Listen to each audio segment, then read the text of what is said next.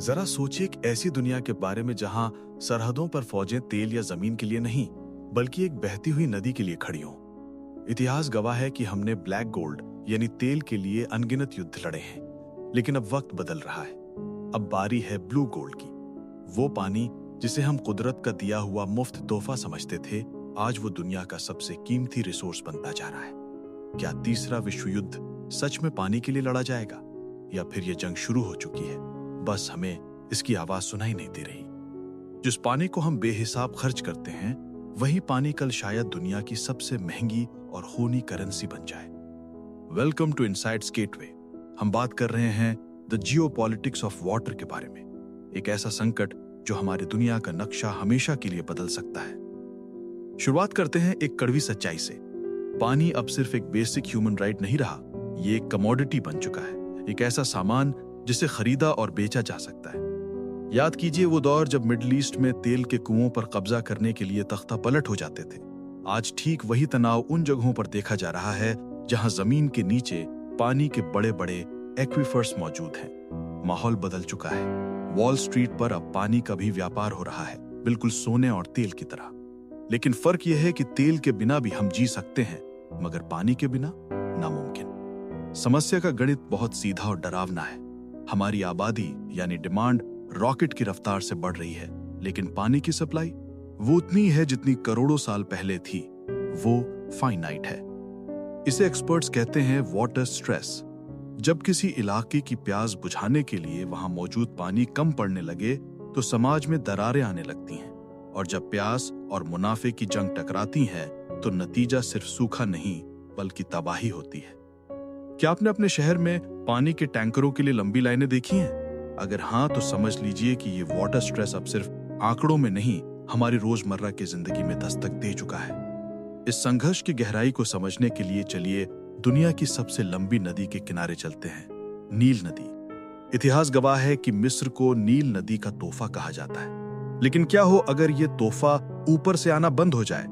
आज इथोपिया और मिस्र के बीच जो तनाव है वो किसी फिल्म की कहानी नहीं, बल्कि एक जीती जागती हकीकत है। केंद्र में है ग्रैंड इथोपियन रिनेसा डैम। जरा इथोपिया के नजरिए से देखिए, उनके करोड़ों लोग आज भी बिना बिजली के अंधेरे में रह रहे हैं। उनके लिए ये विशाल डैम सिर्फ कंक्रीट की दीवार नहीं, बल्कि तरक्की की सीढ़ी है, एक नेशनल प्राइड है।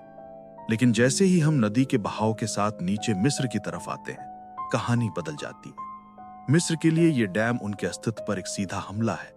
अगर इथोपिया पानी रोकता है तो मिस्र के खेत सूख जाएंगे और लोग प्यासे मर जाएंगे।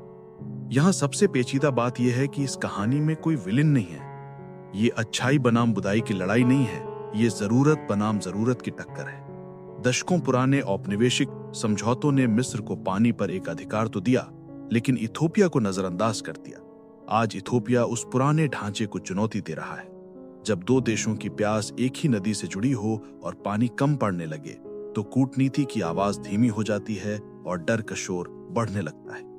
अभी तक हमने बात की कूटनीति और समझौतों की, लेकिन अब तस्वीर थोड़ी और खौफनाक होने वाली है। क्या आपने कभी सोचा है कि पानी जो जीवन देता है, उसे जान लेने के लिए हथियार की तरह भी इस्तेमाल किया जा सकता है? इसे कहते हैं वेपनाइजेशन ऑफ वाटर। अब जंग के मैदान में सिर्फ बंदूकें नहीं चलती, अब नदियों के बहाव को कंट्रोल करना सबसे बड़ी रणनीति बन गई है। सोचिए एक ऐसा मंजर जहां कोई देश या आतंकी संगठन एक बांध के गेट बंद करते और लाखों लोगों को प्यासा मारते, या फिर अचानक गेट खोलकर दुश्मन के शहरों को बाढ़ में डुबोते। ये सिर्फ कोरी कल्पना नहीं है। सीरिया और इराक में हमने देखा है कि कैसे पानी के कंट्रोल पॉइंट्स पर कब्जा करके पूरी आबादी को घुटने टेकने पर मजबूर किया गया। यहाँ दिल दहला देने वाली बात यह है कि जब कुदरत को हथियार बनाया जाता है तो उसका शिकार फौजी नहीं होते हैं, बल्कि हम और आप जैसे आम नागरिक होते हैं। वो किसान जिसकी फसल एक बटन दबाने से बर्बाद हो जाती है, वो माँ जिसे अपने बच्चे के लिए पीने का पानी नहीं मिलता। ये एक तरह का जुल्म है, एक ऐसा अन्याय जहां ताकतवर लोग प्रकृति को अपनी मुट्ठी में कैद कर लेते हैं और कमजोर लोग सिर्फ आसमान की तरफ देखने के लिए मजबूर रह जाते हैं। क्या वॉर के नियमों में इंसानियत के लिए कोई जगह बची है? अब तक हमने सरहदों पर हो रही जंग की बात की, लेकिन एक लड़ाई ऐसी भी है जो खामोशी से लगी जा रही है, बंद कमरों और कॉर्पोरेट बोर्डरूम्स के अंदर। ये है आर्थिक युद्ध। कल्पना कीजिए, जिस बारिश पर सदियों से किसान का हक था, आज उस पर किसी मल्टीनेशनल कंपनी का ठप्पा लगा हो। यह है कॉर्पोरेट कंट्रोल। आज दुनिया के बड़े बड़े कंग्लोमरेट्स पानी के अधिकारों को, नदियों और झीलों को खरीद रहे हैं। तर्क दिया जाता है कि प्राइवेटाइजेशन से सिस्टम बेहतर होगा, लेकिन असल सवाल नैतिकता का है। क्या मुनाफे के लिए किसी की प्यास का सौदा किया जा सकता है? यह सीधा संघर्ष है वाटर फॉर प्रॉफिट और वाटर फॉर लाइफ के बीच। दुनिया के कई कोनों में हमने देखा है कि स्थानीय आदिवासी और किसान अपनी ही जमीन के पानी को छूने के लिए तरस गए, क्योंकि वो पानी अब किसी कंपनी की प्राइवेट प्रॉपर्टी है। जब पानी बोतल में बंद होकर एक लग्जरी आइटम बन जाता है, तो जिसके पास पैसा है वो तो जी लेगा, लेकिन गरीब का क्या? उसे अपने हिस्से के कुदरती हक से भी बेदखल कर दिया जाता है। ये सिर्फ बिजनेस नहीं है, ये एक नैतिक पतन है। जरा सोचिए, अगर कल को हवा पर भी किसी कंपनी का कॉपीराइट हो जाए, तो क्या हम सांस लेने के लिए भी कीमत चुकाएंगे?